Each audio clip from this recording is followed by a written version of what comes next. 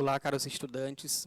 Hoje, na nossa videoaula, abordaremos sobre a concepção de Thomas Hobbes sobre o contratualismo. E seremos bastante enfáticos nessa abordagem, ressaltando os elementos sobre esse estado de natureza, esse contrato social e também a construção desse estado civil, que ressaltaremos e explanaremos mais à frente.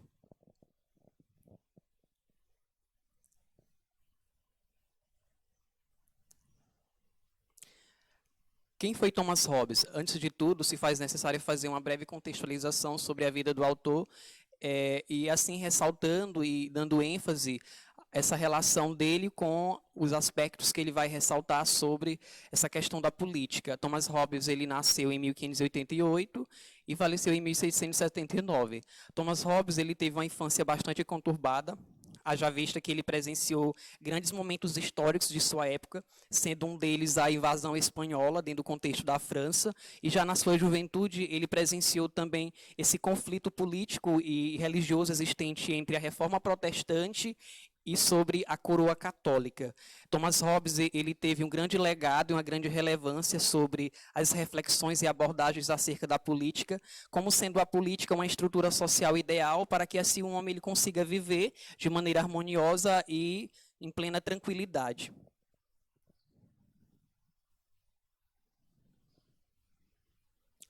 Antes de tudo, Thomas Hobbes ele faz uma relação sobre como seria esse homem em seu estado de natureza? E quando se fala em seu estado de natureza, fala de modo mais específico aquilo que é intrínseco à natureza humana, não como apenas um ser associável a um contexto, a uma realidade coletiva, mas aquilo que já nasce com ele, como por exemplo, o homem ele é, antes de tudo, racional, ou seja, ele tem essa capacidade de reflexão, de tomada de escolha, de decisão, e de pensar sobre si, sobre o mundo e sobre aquilo que mais lhe convém. O homem também ele é considerado um ser hedonista.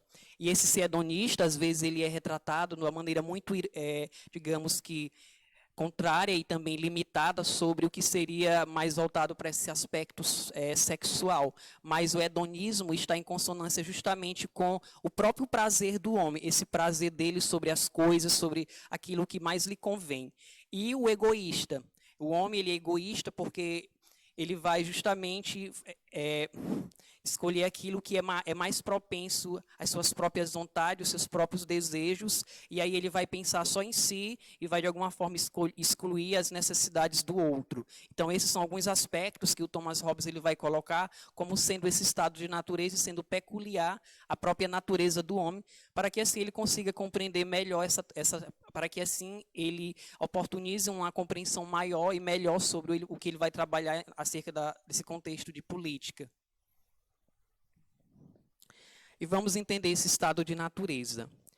Foi colocada uma imagem bastante ilustrativa, porque esse estado de natureza seria justamente um contexto em que os homens eles vivem desprovido de uma lei que regulamente, que de alguma forma controle as suas ações. E uma vez que o homem ele é desprovido de uma lei que controle as suas ações, ele vai viver em constante caos. Por quê? Porque ele não vai ter noção do que seria esse bem comum, do que seria um juízo de valor, do que seria um bem ético, do que seria um bem moral. E aí o que vai acontecer? A sociedade ela vai estar em constante, as pessoas desse estado de natureza eles vão estar em constante conflito.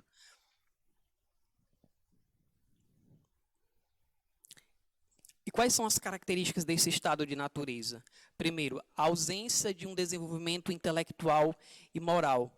Quando se fala dessa ausência desse desenvolvimento intelectual, está falando justamente de que o homem ele não vai ter, digamos que, uma posição prudente sobre aquilo que poderá lhe atingir e poderá atingir também as outras pessoas. E por conta disso, ele vai agir, as suas ações vão ser de maneira violável, onde ele vai, de alguma forma, acabar inibindo e comprometendo a liberdade e o direito de outras pessoas.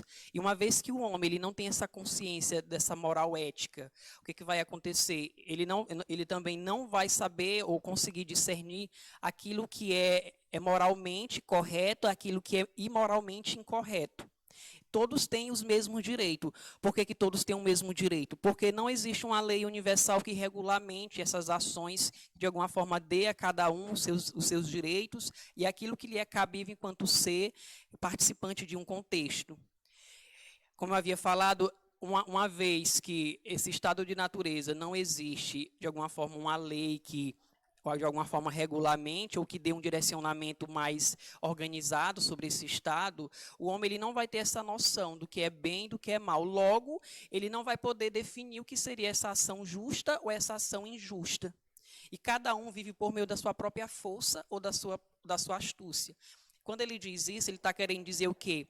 Que o mais forte, ele sempre vai sobrepor ao mais fraco, ou seja, ele vai sempre conseguir tirar vantagens diante das suas capacidades, das suas forças e das suas próprias astúcias diante de uma determinada situação. Por exemplo, quando eu tenho uma propriedade de terra e essa propriedade de terra legalmente não sendo minha, porque esse estado de natureza ele é desprovido de uma lei que regulamente essa estrutura social, logo aquele que é mais forte sempre vai conseguir tirar vantagens sobre aquele que é mais fraco. E isso vai criando atritos, vai criando uma situação de desarmonização o tempo todo, porque ninguém vai ter, de alguma forma, aquilo como sendo propriedade particular sua, como sendo algo próprio seu. O direito natural à vida. Quando se fala desse direito natural à vida, nesse estado de natureza, a importância maior que é dado é justamente sobre a força que o homem vai ter, que ele vai utilizar para garantir a sua subsistência, ou seja, a preocupação maior vai ser sobre a alimentação. E nós sabemos que para além da alimentação, nós podemos também garantir o direito à vida por meio da educação, por meio da cultura, por meio dessa inserção mais voltada para aquilo que é mais necessário, que mais convém às necessidades próprias do homem. E nesse estado de natureza, o homem ele vai utilizar da sua própria força para subsidiar as suas necessidades. Apenas a preocupação de subsistência, como eu havia falado. A preocupação do homem vai estar justamente em garantir a alimentação por meio da força e também por meio da sua propriedade de terra, onde ele vai precisar ter um lugar para morar, ele vai precisar de uma alimentação, ele vai precisar de um meio que lhe proporcione o bem-estar. Nesse estado de natureza, uma vez que o homem ele utiliza dessa força, por vezes ele vai se tornar um tanto egoísta, um tanto individualista, porque ele vai pensar só em si. Ele não vai utilizar dessa racionalidade suficiente para proporcionar um bem-estar a todos, assim como ele também quer ter esse bem-estar favorável. E aqui nós temos uma imagem ilustrativa que que vai representar um pensamento clássico do Thomas Hobbes, que seria que o homem ele é o lobo do próprio homem. O que ele está querendo dizer? Está querendo dizer que, uma vez que o homem ele é dotado de plena liberdade, ele, de alguma forma, sempre vai atacar o outro, porque ele quer, de alguma forma, tirar vantagens diante daquilo que mais lhe convém. E aí o homem ele vai viver o tempo todo em situações de conflito, em situação de desentendimento e desarmonização, justamente porque ele vai querer trazer para si as suas vantagens, os seus próprios interesses, e isso vai gerando um caos, um momento de desordem e um momento de grande conflito entre as pessoas nesse estado de natureza. Guerra do homem, e essa outra imagem vai também ilustrar uma outra frase clássica do Thomas Hobbes, que a guerra dos homens, que aí vai também fazer consonância com essa primeira frase dele. Por quê? Porque uma vez que o homem ele utiliza dessa liberdade para ele fazer aquilo que mais lhe convém, ele vai o tempo todo estar em conflito com o outro, porque ele vai, de alguma forma, tentar trazer para si os seus interesses, as suas vontades, os seus valores, aquilo que é mais propício para o seu bem-estar. E quais são essas causas das principais situações de guerras existentes?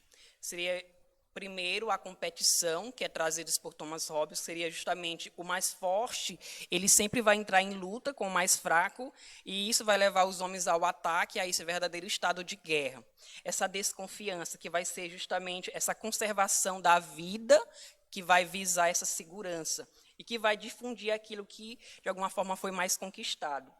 E essa glória, que vai ser justamente essa disputa, essa reputação, que o Thomas Hobbes ele vai comparar um tipo de loucura que vai, de alguma forma, gerar a disputa e esse aumento de agressividade entre os indivíduos desse estado de natureza.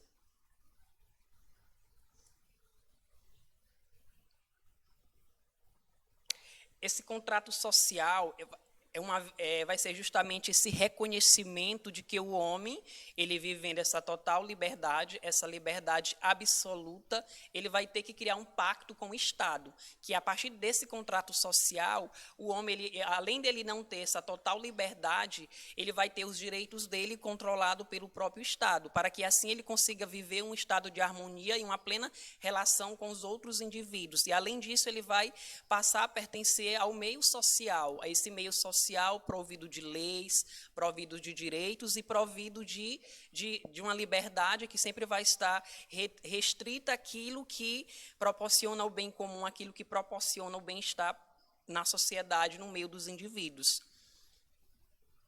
E aí uma das obras que marca esse período seria justamente o Leviatã, onde o Thomas Hobbes ele vai, de alguma forma, fazer uma menção, uma abordagem sobre como essa sociedade ela precisa e deve ser estruturada e como o homem ele vive e a partir de quais ações ele pode possibilitar um bem-estar a essa sociedade. Então, essa obra, o Leviatã, ela tem, digamos que, um sentido metafórico, porque ela vai representar o próprio Estado, a autoridade máxima, o poderio do Estado diante do homem, diante das suas ações.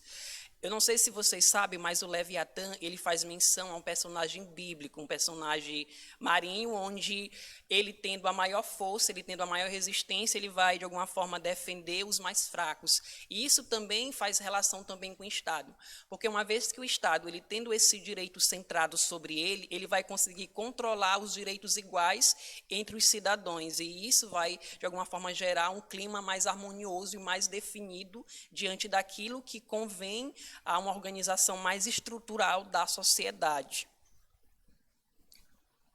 E qual seria essa importância desse contrato social a partir da concepção de Thomas Hobbes?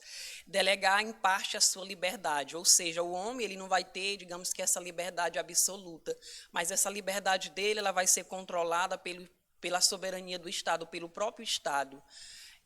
A garantia da propriedade. A gente vê que no estado de natureza, o homem ele não tinha, por exemplo, uma propriedade de terra como sendo sua, de seu direito, garantido por lei, mas era direito de todos e para todos, onde tudo aquilo que existia naquele meio natural, no seu estado de natureza, pertencia não somente a uma pessoa, mas todas aquelas que estavam fazendo parte daquele grupo, daquela coletividade.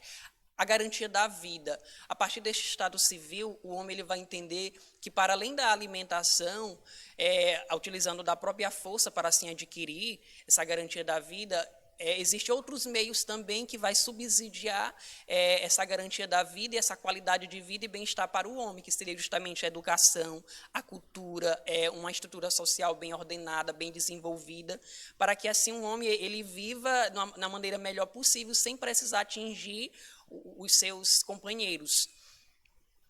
E a imposição de uma ordem e organização. Uma vez que o homem ele passa essa sua liberdade para o Estado, o que vai acontecer?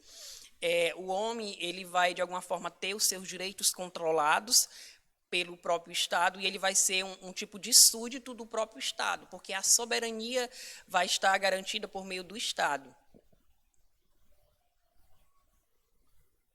E esse estado absoluto seria justamente o estado civil que nós temos, e aí é por meio desse estado que o homem ele vai, de alguma forma, se estruturar, vai se organizar socialmente por meio das leis que regem, por meio das leis que regulamentam as suas ações, porque o homem, uma vez que ele é provido de liberdade, essa liberdade dele vai ser, de alguma forma, controlada pelo Estado, porque ele não vai ter o direito de fazer tudo o que lhe convém, ele não vai ter o direito de fazer aquilo que possa, de alguma forma, comprometer ou prejudicar o seu companheiro, mas ele vai fazer uso dessa liberdade para garantir o seu bem-estar sem atingir ou sem comprometer a sociedade em que ele está inserido.